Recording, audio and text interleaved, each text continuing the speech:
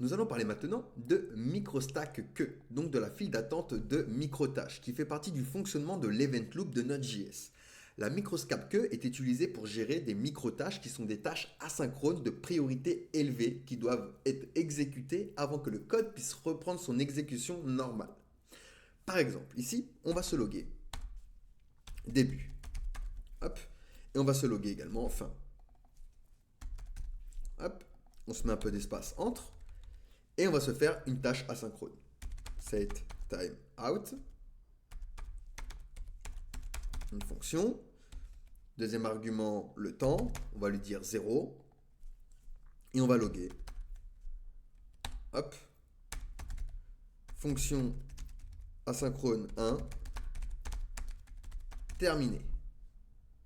Ensuite ici, je vais utiliser une promise.resolve. .zen. Donc à l'intérieur, hop, on va se faire une fonction qui va faire la même chose qu'ici. Donc, fonction asynchrone 2, terminé. Donc ici, j'exécute le script.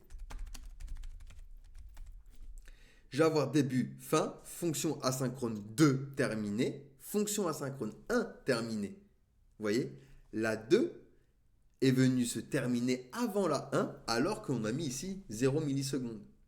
On commence par afficher début de l'exécution, on affiche nos deux tâches asynchrones, on affiche la fin. Mais la deuxième tâche est une micro-tâche ici avec promise.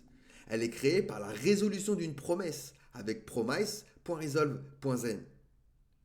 Donc ce qui fait qu'elle va s'exécuter avant le set time out et avant toute exécution du script.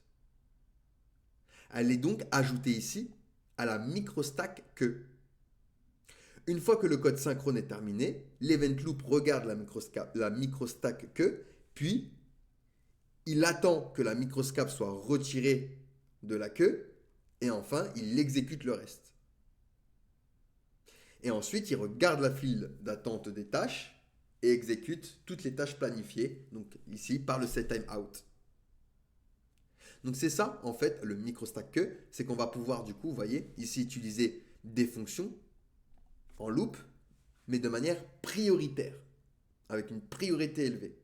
Donc il va être exécuté avant que le code reprenne l'exécution normale.